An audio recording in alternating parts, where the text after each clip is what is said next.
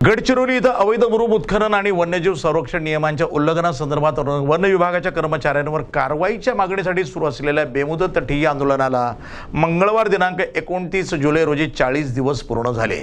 40व्या दिवशी आंदोलनकर्त्यांनी मुख्य वनसंरक्षक कार्यालयासमोर ढोल बजाव आंदोलन करत सुस्त अवस्थेत असलेल्या वन विभागाला जाग करण्याचा प्रयत्न केला आणि त्यांच्या तक्रारींवर तात्काळ कारवाईची मागणी सुद्धा केली। आंदोलनकर्त्याच्या मते वडसा वन विभागातील आरमोरी वन परिक्षेत्रातून रात्रीच्या वेळी मुरुम उत्खनन करून वाहतूक करणाऱ्या एका कंपनीवर वन परिक्षेत्र अधिकारी आणि वनरक्षकांनी बोगस जप्तीची कारवाई दाखवून आर्थिक हेतू साधला, त्यामुळे त्यांना तात्काळ निलंबित करण्याची मागणी आंदोलक करतायत। तसंच पोर्ला वन परिक्षेत्रातून रात्रीच्या वेळेत वन परिसरातून वाहतूक करणं, टीसीएम अर्थातच टी कटिंग मार्क बुजवून वनसंपत्तीला हानी पोहोचवल्याबद्दल वन गुन्हा नोंदवणं अपेक्षित असताना तत्कालीन वन परिक्षेत्र अधिकारी संजय मेहर आणि क्षेत्र सहाय्यक अरुण गेडाम यांनी आर्थिक हेतूपोटी जेपी इन्फ्रास्ट्रक्चर कंपनीला सहकार्य केल्याचा आरोप आहे। त्यांना तात्काळ निलंबित करून कंपनीवर वन गुन्हा नोंदवून वाहनं जप्त करण्याची मागणी आंदोलकांनी केली।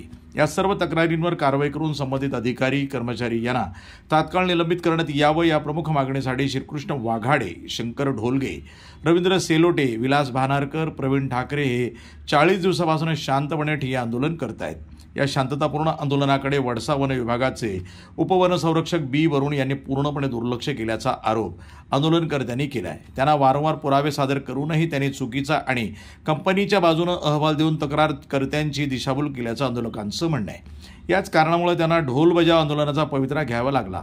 या आंदोलनामुळे वन विभागावरील दबाव वाढला असून आता या प्रकरणात कोणती कारवाई होते याकडे सर्वांचं लक्ष लागले आहे।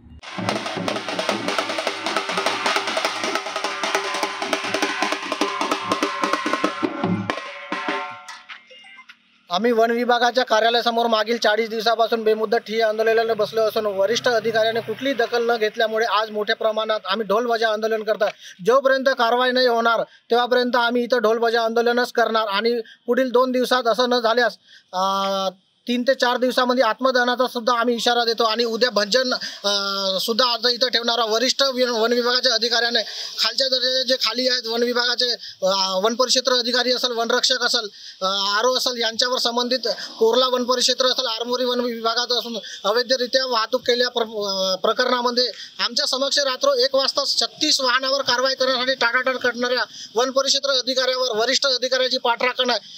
वरिष्ठ अधिकारी वडसा बी वरुण यांना पुरावे देऊन सुद्धा कारवाई करण्यासाठी टाळाटाळ करतात। असं न झाल्यास आम्ही आत्मदहनाचा इशारा देत आहोत। प्रतिनिधी भास्कर फरकडे, NTV न्यूज मराठी, गडचिरोली।